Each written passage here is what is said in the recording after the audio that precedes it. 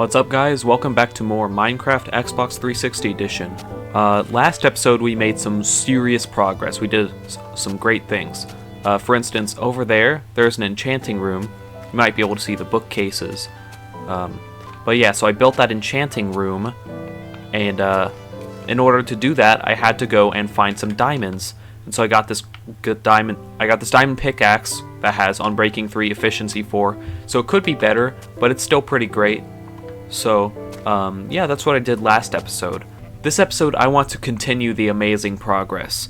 So, when I went down to get the obsidian for the enchanting table, I actually got 18 obsidian. You only need 4 for an enchanting table, but I got the other 14 because I want to build a nether portal. That's what I'm going to be doing this episode.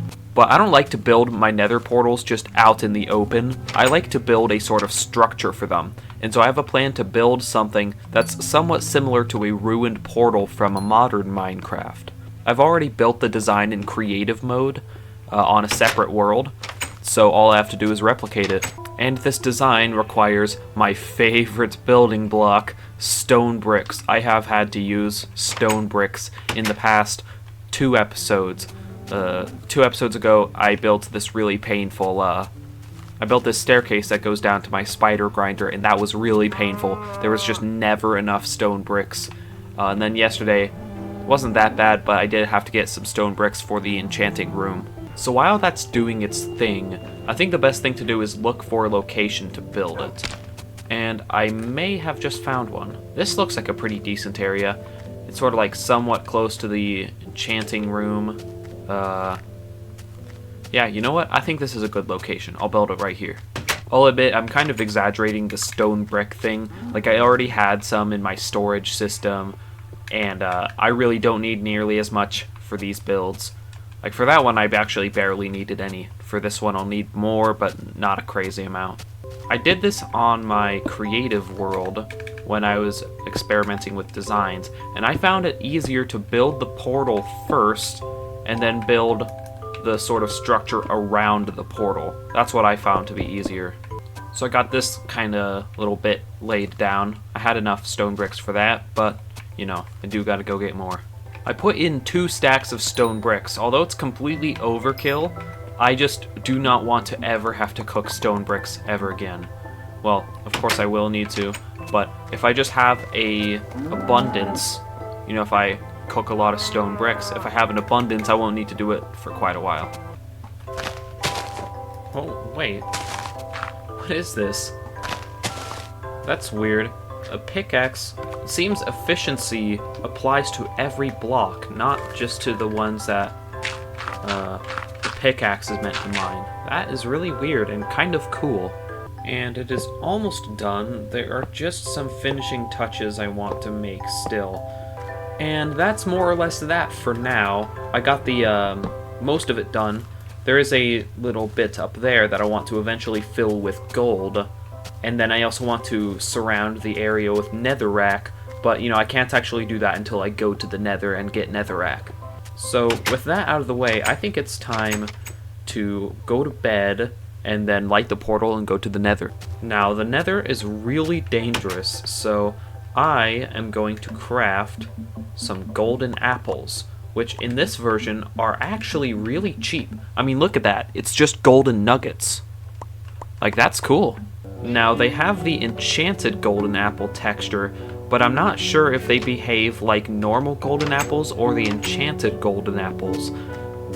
So, okay, here we go. This is intense. Let's light the portal, and I'm gonna save before going in here. Alright, world has been saved. Let's roll. Oh, no way. We're actually in a fortress. That's so cool.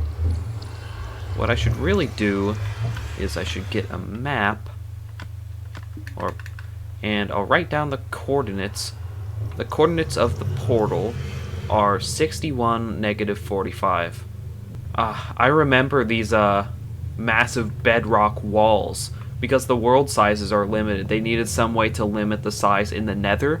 On the overworld, it just tapers off into an ocean.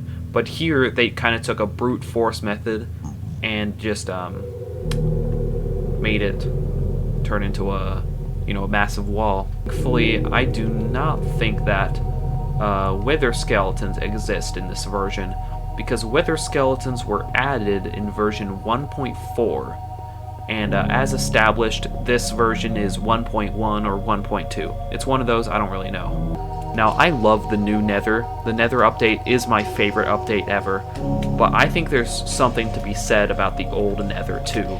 It's just such a wasteland. It's so out of place in the Minecraft world, but in a good way. Whoa, hi.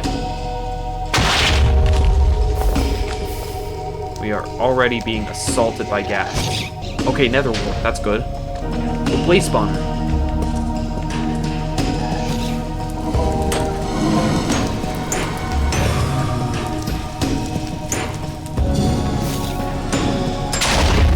Block it.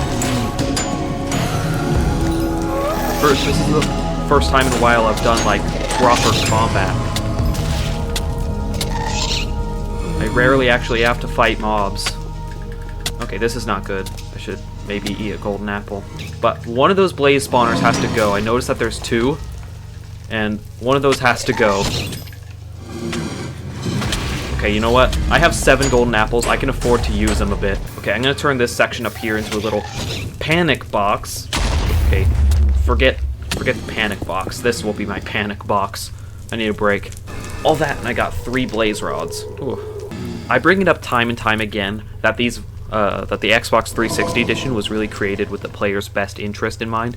An example of that is that blazes now have a chance to drop glowstone dust.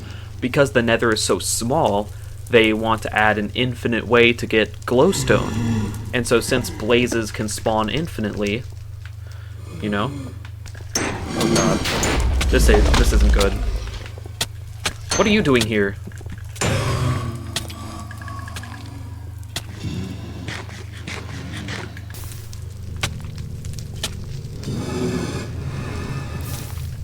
What the hell? Oh god.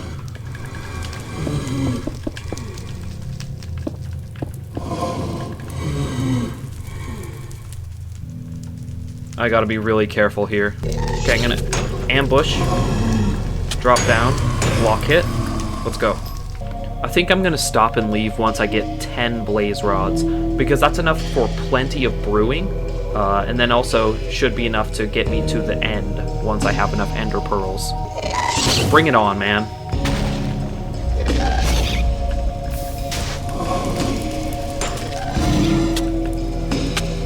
Or not. Please don't, actually. Alright, one more and then I'm free to leave. Let's take care of you. Whoop. Is that it? Okay, that's it. I need to run now. I really hate this place. Alright, here's the portal. Good. So that was a pretty successful outing. So I got 10 blaze rods and some glowstone. I don't really plan to use glowstone for anything, but it's still good to have. Oh, and I completely forgot to get a bunch of netherrack for the rest of the portal, but I can do that later. For now, I'm going to take a load off. My armor's actually fine. I'm going to go ahead and deposit the stuff I have, like this and this. It would have been really great if I got a piece of magma cream, but unfortunately I did not, so I cannot brew a potion of fire resistance to go back there.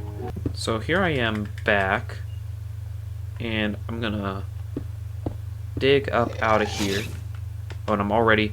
Okay, this looks like the best place to, Alright, you know what? I'm gonna mark where the portal is using that cobblestone, and there is some netherrack this way.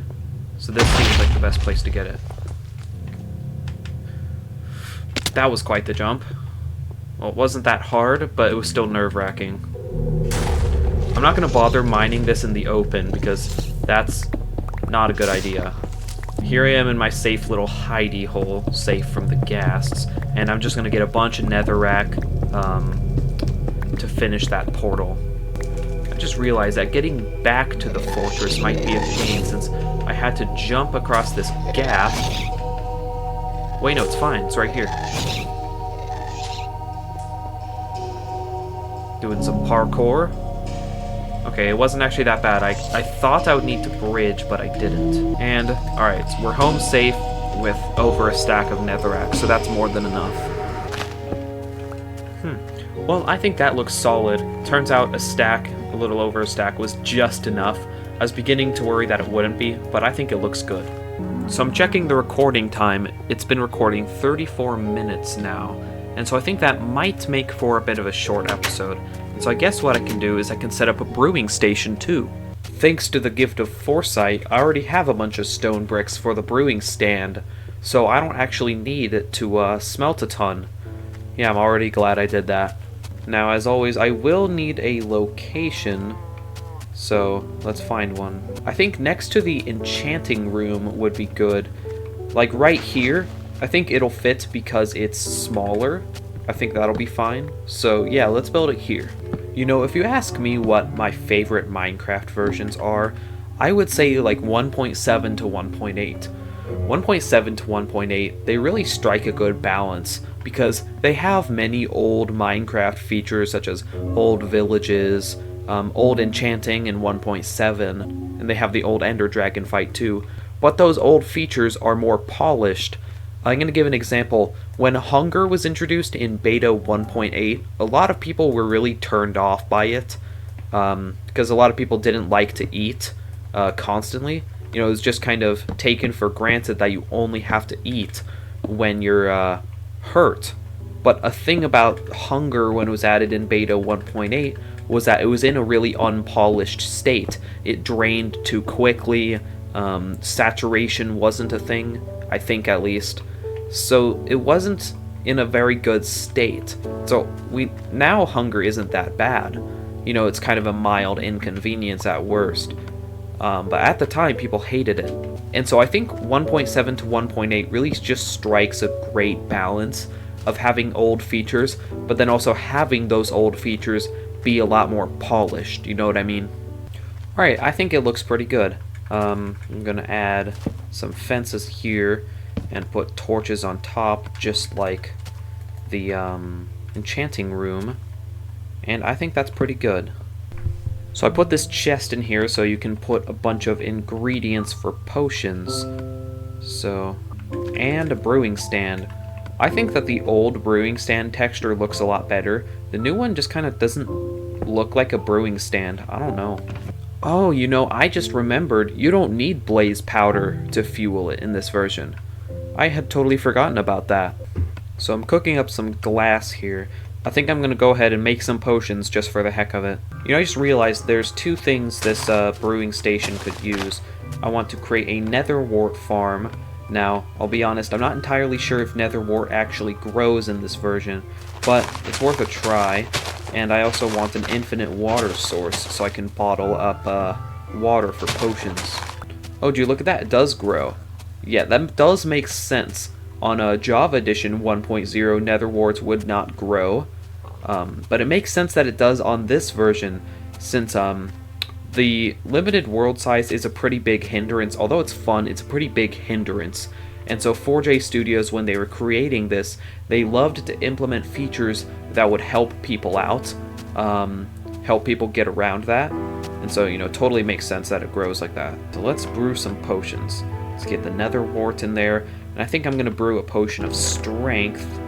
So let's go ahead and get a blaze rod. And we'll craft that down into blaze powder. So I can turn this into a potion of strength. So here's the strength. And now I'm going to use a piece of redstone to extend the duration of it. Booyah! Here we go. Got 3 potions of strength for 8 minutes. I won't lie, I just kind of made those for the heck of it. I didn't actually really need them, but, you know, I just wanted to use my brewing station. Okay, so all in all, it was a very successful episode. Got a good portal made, got a good brewing station, and I got a lot of supplies for going to the end. Well, not a lot of supplies, just the blaze rods, but you know what I mean, you know what I'm talking about. So anyways, thank you very much for watching, and I'll see you in the next episode. Bye.